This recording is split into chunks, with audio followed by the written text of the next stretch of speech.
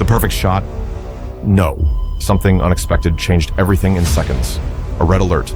A missile launched. A silent battle about to explode. Now, you're about to discover how the American response turned the game in seconds. Stay with us to find out what happened. What you are about to see contains sensitive footage. It is presented strictly for documentary purposes.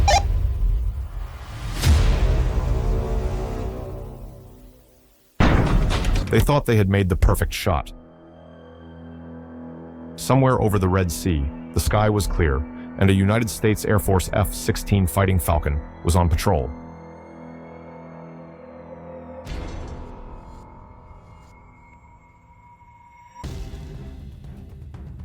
Until, suddenly, an alert. A fast, silent, and deadly threat. A red light lit up on the pilot's HUD, enemy missile lock. Another warning. "Brake, brake, brake," the pilot shouted, pulling hard on the stick. The F-16 performed a sharp right maneuver, deploying countermeasures and releasing flares.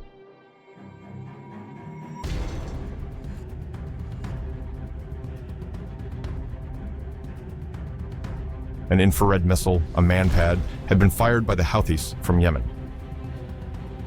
The fighter dove aggressively. Meanwhile, a team aboard an EA-18G Growler began jamming enemy radar frequencies.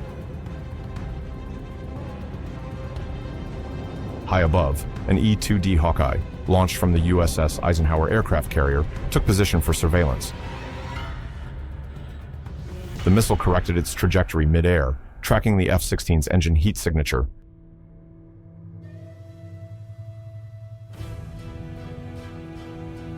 Less than 30 seconds to impact.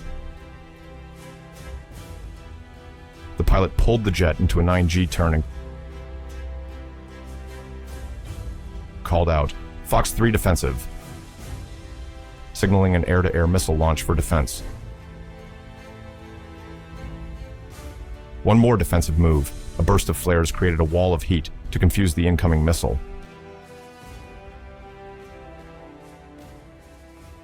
Explosion. The missile detonated in the air. The F-16 barely escaped. The Houthis claimed responsibility for the attack. The United States had already issued multiple warnings to the group, but apparently they didn't take them seriously.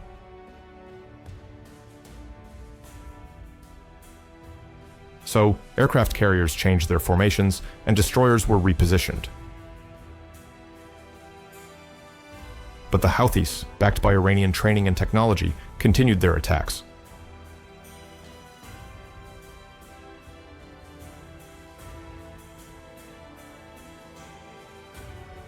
This time, though, it was different. When an F-16 appeared on their radar, another launch.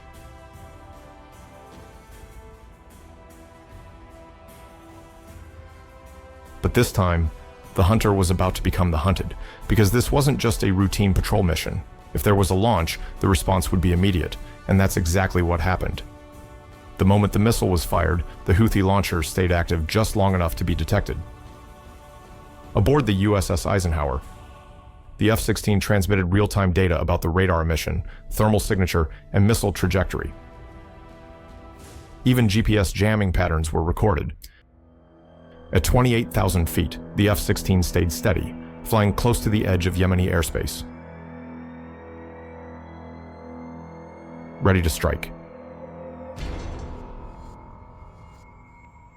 The pilot had barely stabilized the F-16 after the evasive maneuver when a new alert came through.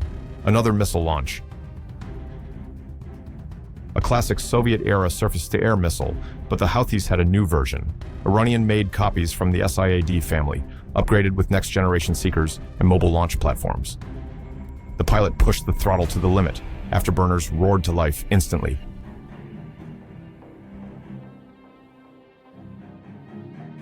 A fresh sequence of flares was deployed. Behind the jet, the heat trail burned bright. Over the radio, the pilot shouted, "Viper 3 engaging defensive." an EA-18G Growler from VAQ-140 Squadron, known as the Patriots, jumped into action. Electronic warfare systems kicked in, sending out interference pulses like an invisible wall of electromagnetic distortion, scrambling enemy radar systems. With support from the Growler, the F-16 pilot dropped the nose, initiating an aggressive descent. The G-forces slammed him hard against the seat. The aircraft dove at high speed, flares bursting behind the jet.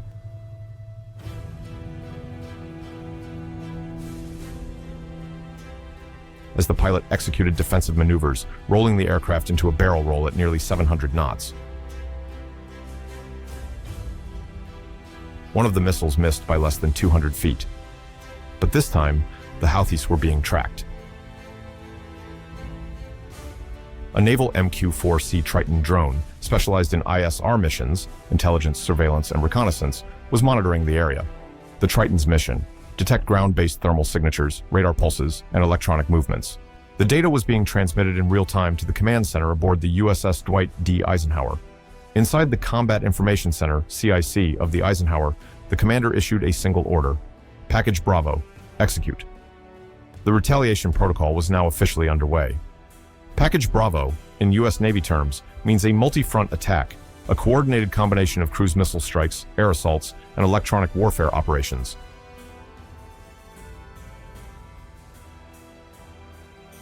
All executed in perfect synchronization. As the F-16 pilot returned to base, fighters with a new mission entered the airspace. An F-16 from the 421st Fighter Squadron received the order: engagement confirmed, targets identified, location data received, birds en route. The strike was imminent. At the same time, the U.S. Navy had already begun its response. Aboard the USS Arleigh Burke, authorization came through. Target Alpha, Launch 1. 4 Tomahawk cruise missiles tore through the night sky, flying low and silent. From the USS Truman, pilots received mission briefings, weapons were being loaded, and aircraft were being fueled. The missile launched by the Houthis had given U.S. forces exactly what they needed: precise location, launch profile, and thermal signature. Now, the retaliation would begin. As the Tomahawks sliced through the air, the first strike aircraft began to take off.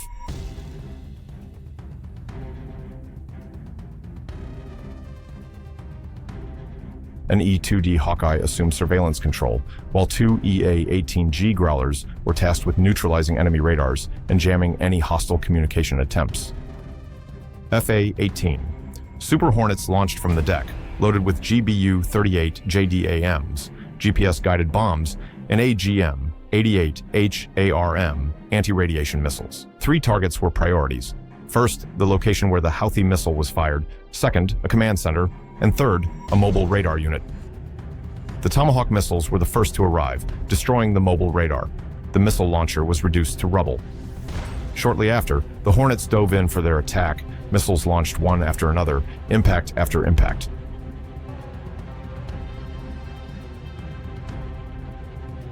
Soldiers support HQ with a sticker.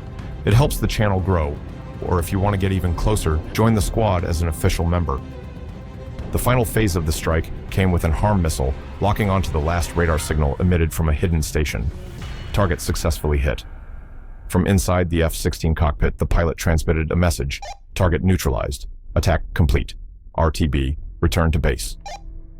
For the Houthis, and for those who support them across the Gulf, Iran, a painful lesson was learned. Don't try to hit an American F-16. The retaliation will come, and it will come hard.